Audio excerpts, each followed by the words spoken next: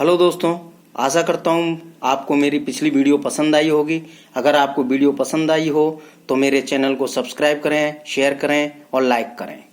आज हम बात करेंगे इंट्रोड्यूसिंग डायनेमिक ह्यूमन बॉडी, जिसमें हम बात करेंगे different levels of organization of human body और बात करेंगे different organ systems. Different levels of organization of human body. जिस तरह से मकान बहुत सारे एक कॉम्प्लेक्स स्ट्रक्चर होती है, जैसे मकान एक कॉम्प्लेक्स स्ट्रक्चर है, वैसे ही हमारी ह्यूमन बॉडी जो है वो भी एक कॉम्प्लेक्स ऑर्गेनाइजेशन है और वहां पर बहुत सारे लेवल्स हैं, ठीक, जिनमें cell, tissue, organ level, organ system level. हम सबसे पहले बात करते हैं सेलुलर लेवल की और सेल की। दोस्तों, सेल वैसे ही है जैसे एक मकान को बनाने के लिए ईंटों की जरूरत होती है। जो काम ईंट की जो यूनिट है जो मकान बनाने में काम आती है, वैसे ही हमारे शरीर को बनाने में सेल का रोल है। Cell is the structural and functional unit of human body. और बेसिक स्ट्रक्चर जैसे ईंट है मकान को बनाने की बेसिक यूनिट है, लोएस्ट यूनिट है, वैसे ही सेल हमारे बॉडी को बनाने की लोएस्ट यूनिट है, बेसिक यूनिट है। आगे हम बात करते हैं दूसरे लेवल की, टिश्यू लेवल की।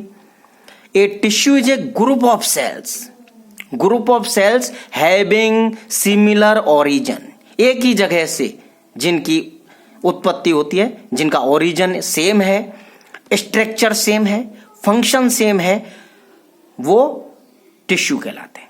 तो a group of cells having similar origin, structure and function are known as tissue. There are 4 types of elementary tissue. First one epithelial tissue, second one connective tissue, third one muscular tissue and fourth one nervous tissue. तो there are 4 elementary or primary types of tissue which include epithelial, connective, muscular and nervous। दोस्तों, आगे हम बात करते हैं अगले level की, organ level. तो different tissues combine together to perform particular functions called an organ. एक ऑर्गन डिफरेंट टाइप्स के टिश्यूज का बना होता है और वो डिफरेंट टाइप्स के टिश्यूज एक पर्टिकुलर फंक्शंस को क्या करते हैं, ओबे करते हैं, पर्टिकुलर फंक्शन प्रोवाइड करवाते हैं।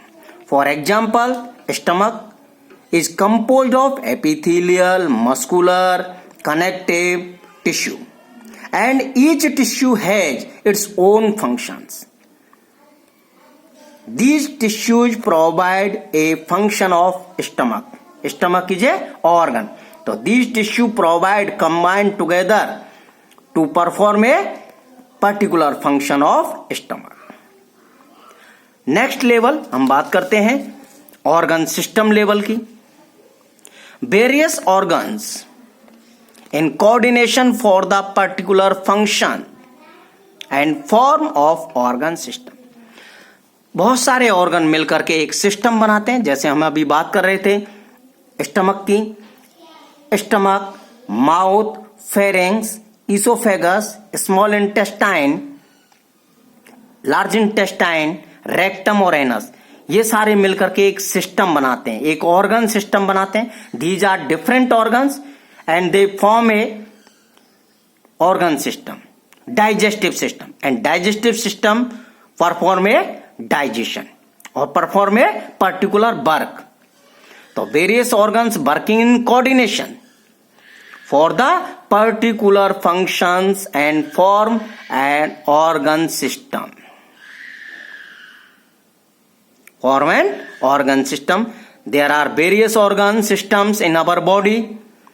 For example, skeleton system, articular system, muscular system, digestive system, circulatory system, respiratory system, nervous system, excretory system and reproductive system and endocrine system.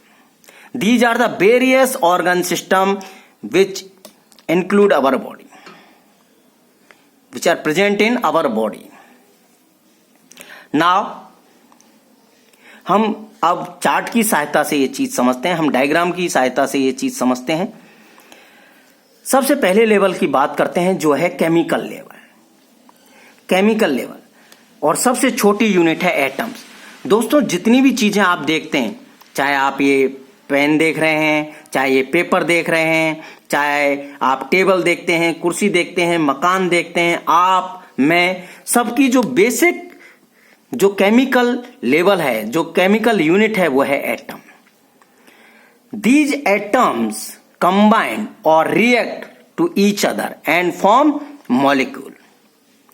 These molecules combine and form next level, which is known as cellular level or cell. Then a group of cells form a tissue or tissue level. Then different type of tissue combine and perform a particular function. For example, stomach or organ level. Form a organ level. These different organs form a organ system. Form a organ system. There are different organs like mouth, pharynx, esophagus, stomach, small intestine, large intestine, rectum, anus. There are various parts of this organ system. They perform a particular function with coordination of each other. And these organ system formed a human body. These all systems like skeleton system, articular system, muscular system, digestive system, circulatory system, respiratory system, nervous system, excretory system, reproductive system and endocrine system present in our body. And these systems organize our body, human body. ये सारे system हमारी इस body में present है, ये सारे system इस body को बनाते हैं, इसीलिए ये कैसा है, कॉम्प्लेक्स ऑर्गेनाइजेशन है। ह्यूमन बॉडी जो है वो कॉम्प्लेक्स ऑर्गेनाइजेशन है। कॉम्प्लेक्स ऑर्गेनाइजेशन क्यों है? क्योंकि ये सारे सिस्टम आपस में कोऑर्डिनेशन के साथ काम करते हैं, एक दूसरे के साथ मिलकर के काम करते हैं। अगर एक सिस्टम अफेक्ट होगा तो दूसरे सिस्टम भी अफेक्ट होगा। एक सिस्टम पे अगर कोई इफेक्ट आता है वो दूसरे सिस्टम्स को भी अफेक्ट करता है। आगे हम बात करते हैं डिफरेंट ऑर्गन सिस्टम्स की। And first system is skeleton system. Skeleton system formed by different types of bones. Formed by different type of bones.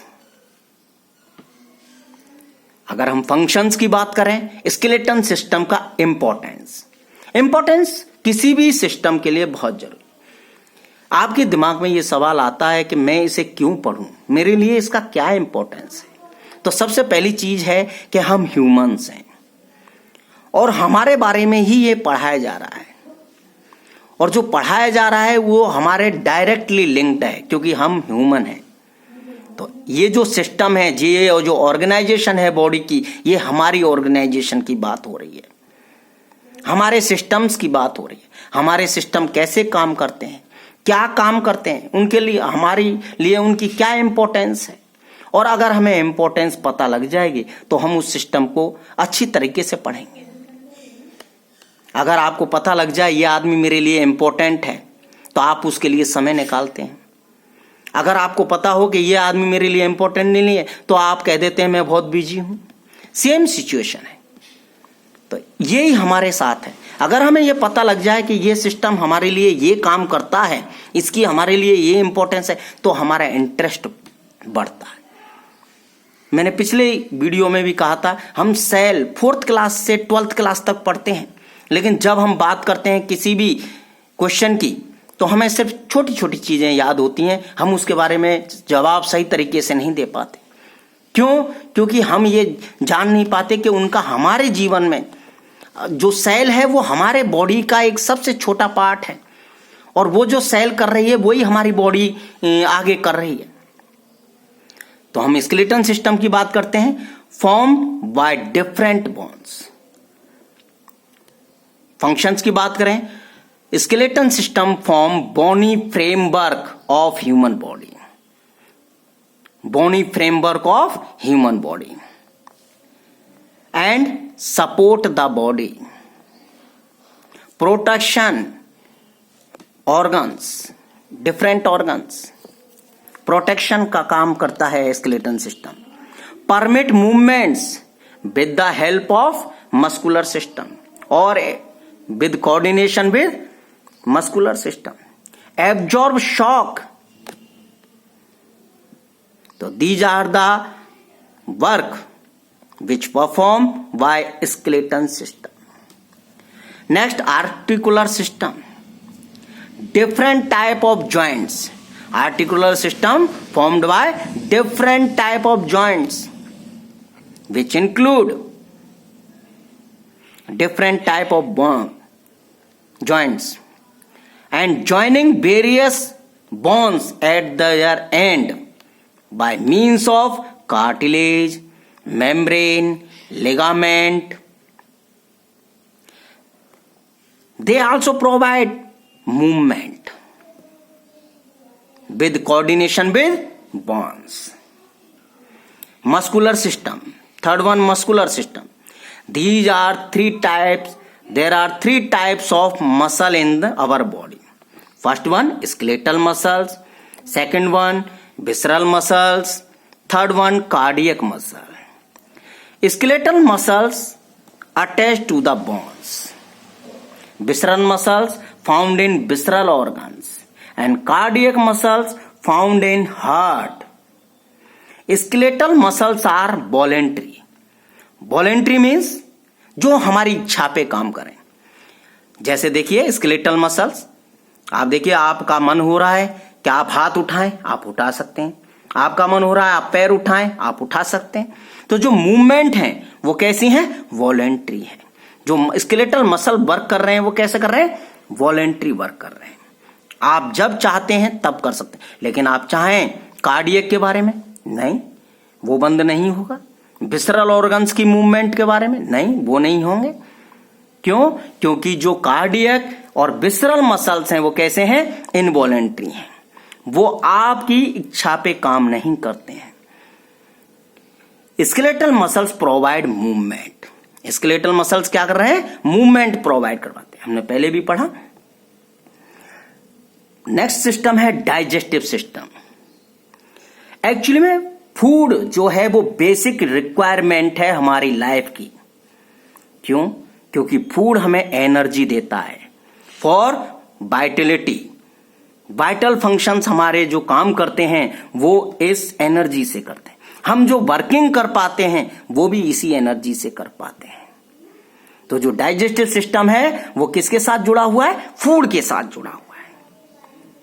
जो फूड हम लेते हैं वो एनर्जी प्रोवाइड करवाता है, और ये एनर्जी हमारे लिए फंक्शंस और वर्किंग के लिए काम आती है। Functions of vital organs and working. अगर आप मान लीजिए दिन में खाना नहीं लेते हैं, फूड नहीं लेते हैं, तो आप लेथार्जी महसूस करते हैं, थकावट महसूस करते हैं। आप काम करने की आपकी इच्छा नहीं रही। क्यों? क्योंकि आपकी सेल्स को प्रॉपर एनर्जी नहीं मिलेगी। क्योंकि बेसिक इकाई क्या है? सेल है। बेसिक इकाई क्या है? सेल है। और अगर सेल को आप फूड नहीं देंगे तो एनर्जी प्रोडक्शन नहीं होगा। एनर्जी प्रोडक्शन नहीं होगा तो वाइटलिटी नहीं आएगी। वाइटलिटी नहीं होगी तो फंक्शनिंग, जो आपकी वर्किंग है, वो कम हो जाएगी। सबसे पहले जो एनर्जी एक्चुअली में एनर्जी प्रोडक्शन होता है, उससे सबसे पहले आपके वाइटल ऑर्गन्स को प्रोवाइड होती है एनर्जी, और उसके बाद आप फंक्शनिंग कर पाते हैं, आप वर्किंग कर पाते हैं। तो these are the different organ systems. बाकी के जो बचे हुए ऑर्गन सिस्टम्स हैं वो हम नेक्स्ट लेक्चर में कवर करेंगे। आशा करता हूं ये आपको पसंद आया होगा, और अगर पसंद आया है तो आप मेरे चैनल को सब्सक्राइब करें, लाइक करें, शेयर करें और बेल आइकन को दबाएं। Thank you very much.